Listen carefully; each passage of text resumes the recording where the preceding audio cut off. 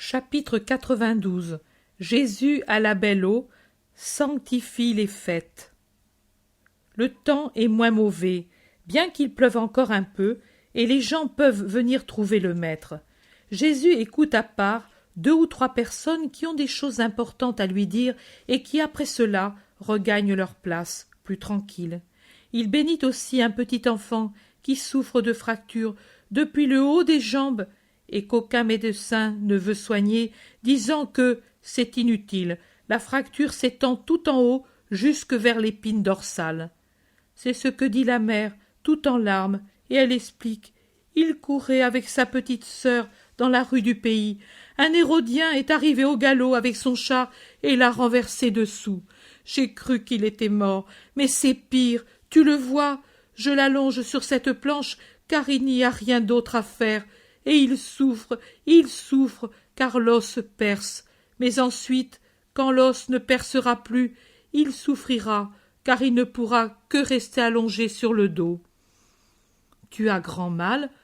demande avec compassion Jésus à l'enfant qui pleure. « Oui. »« Où ?»« Ici et là. » Et il touche de sa main hésitante les 2 os iliaques. « Et puis, ici et là. » Et il touche les reins et les épaules. « Elle est dure, la planche, et je veux bouger, moi. » Et il pleure désespéré. « Veux-tu venir dans mes bras, à moi? Y viens-tu? Je t'emmène là-haut. Tu vas voir tout le monde pendant que je parle. »« Oh oui !» Son oui est plein de désir. Le pauvre petit tend ses bras suppliants. « Viens alors. »« Mais il ne peut pas, maître, c'est impossible, il a trop mal. Je ne peux même pas le bouger pour le laver. »« Je ne lui ferai pas de mal. Le médecin, c'est le médecin. Mais moi, je suis moi. Pourquoi es-tu venu? »« Parce que tu es le Messie, » répond la femme qui pâlit et rougit, prise entre l'espérance et le désespoir. « Et alors? Viens, petit. » Jésus passe un bras sous ses jambes inertes, l'autre bras sous les petites épaules.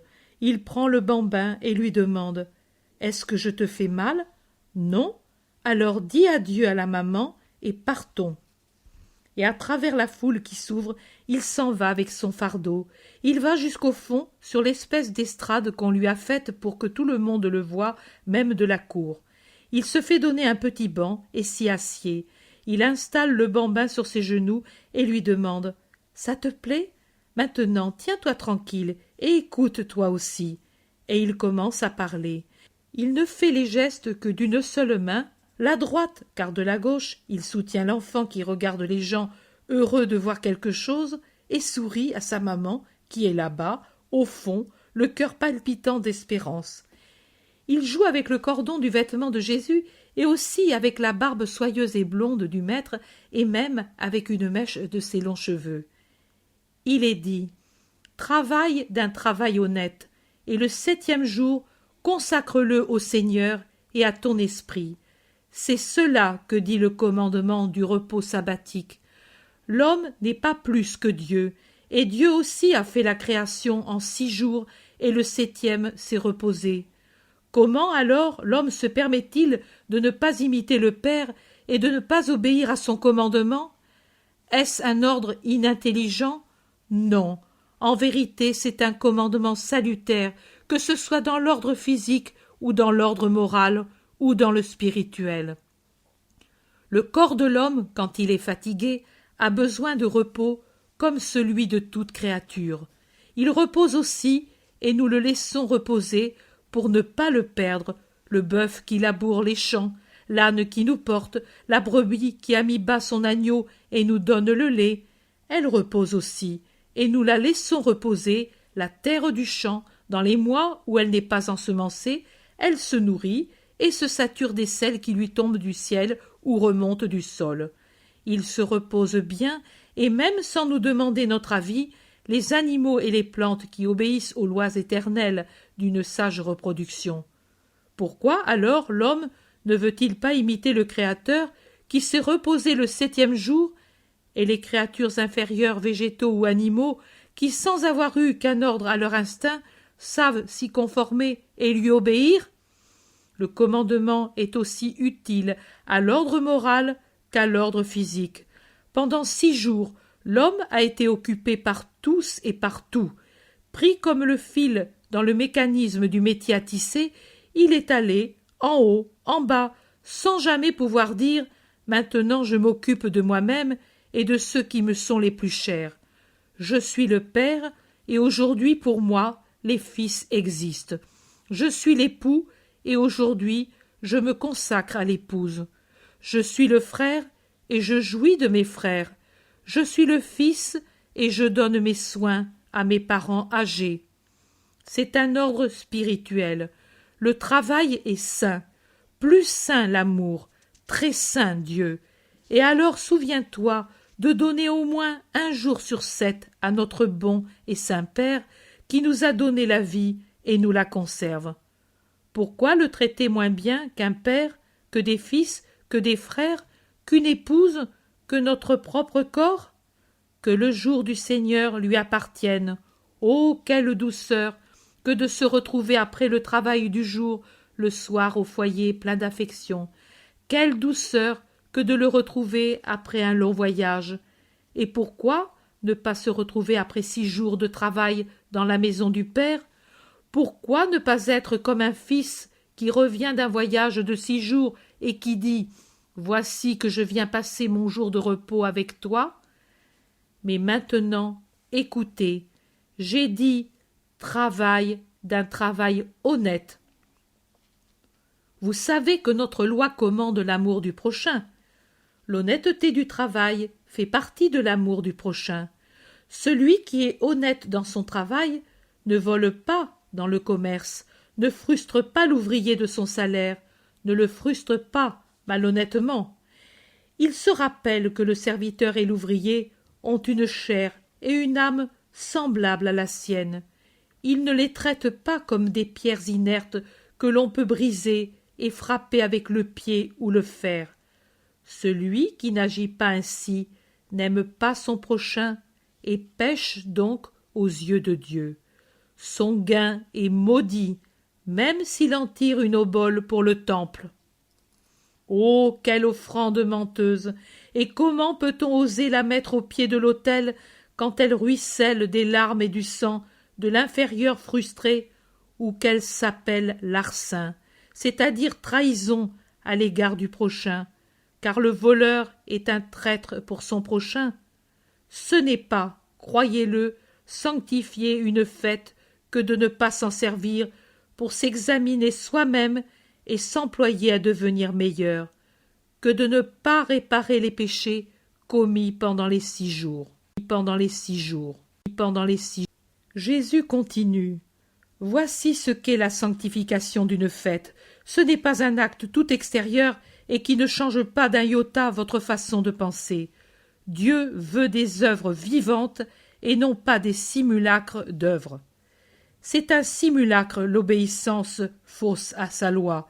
C'est un simulacre la sanctification mensongère du sabbat, c'est-à-dire le repos qu'on observe pour manifester aux yeux des hommes qu'on obéit au commandement, mais en consumant ses heures de loisir dans le vice, dans la luxure, dans la ripaille, en réfléchissant à la manière de frustrer le prochain et de lui nuire pendant la semaine suivante.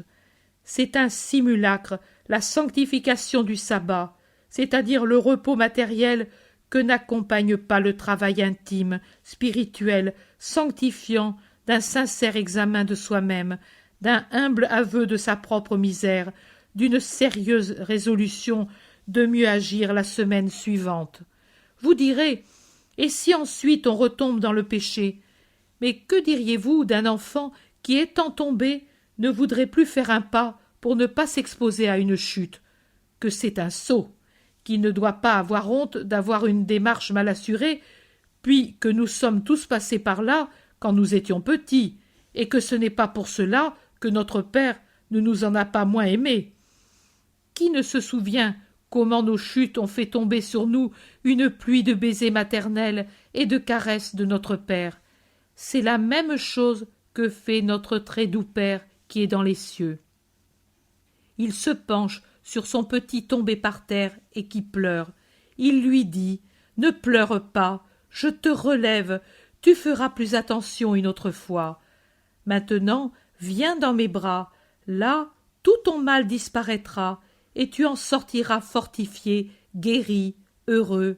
C'est cela que dit notre Père qui est dans les cieux, c'est cela que je vous dis, moi. Si vous arrivez à avoir foi dans le Père, tout vous réussira.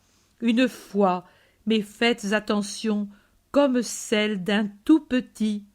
Le tout petit croit tout possible. Il ne se demande pas comment un fait peut se produire.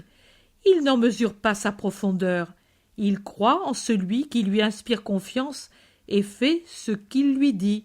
Soyez comme des tout petits auprès du Très-Haut, comme il les aime, ces petits anges égarés sur notre terre et qui en font la beauté.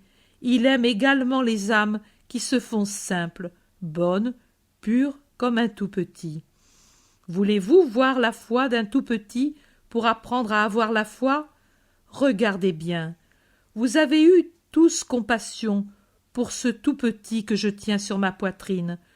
Contrairement à ce que disaient les médecins et la maman, il n'a pas pleuré quand je l'ai assis sur mon sein.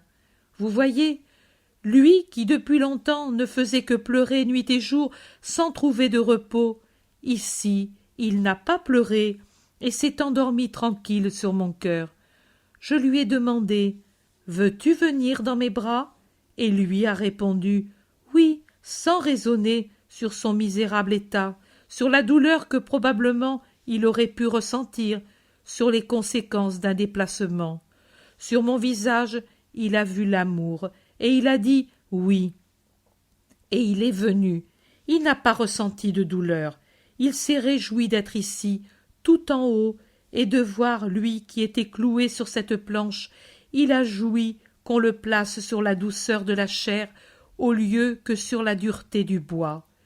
Il a souri, il a joué, et s'est endormi avec encore une mèche de mes cheveux dans ses petites mains. Maintenant, je vais l'éveiller avec un baiser. Et Jésus dépose un baiser sur les cheveux châtains du bambin, jusqu'à ce qu'il l'éveille en lui souriant.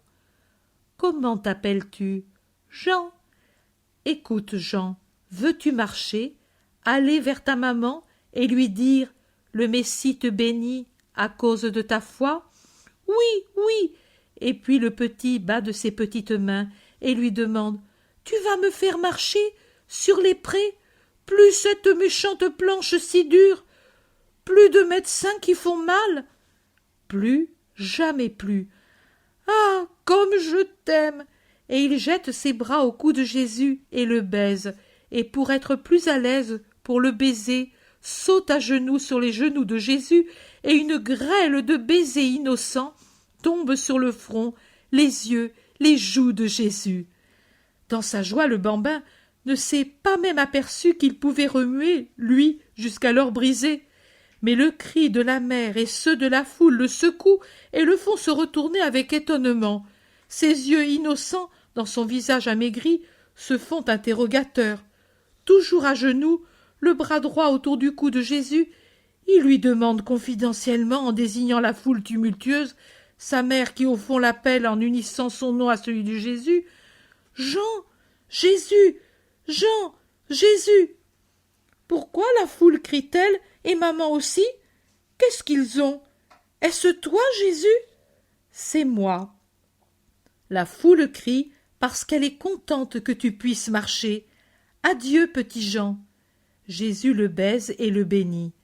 Va vers ta maman et sois gentil. Le bambin descend tranquillement des genoux de Jésus, puis par terre. Il court vers sa maman, saute à son cou et lui dit « Jésus te bénit. Pourquoi pleures-tu alors ?» Quand les gens sont un peu silencieux, Jésus dit d'une voix de tonnerre « Faites comme le petit Jean, vous qui tombez dans le péché, et vous vous blessez. Ayez foi en l'amour de Dieu. La paix soit avec vous. » Et pendant que la foule crie des hosannas et que l'heureuse mère pleure, Jésus, protégé par les siens, quitte la pièce et la vision prend fin. Vision prend fin. Vision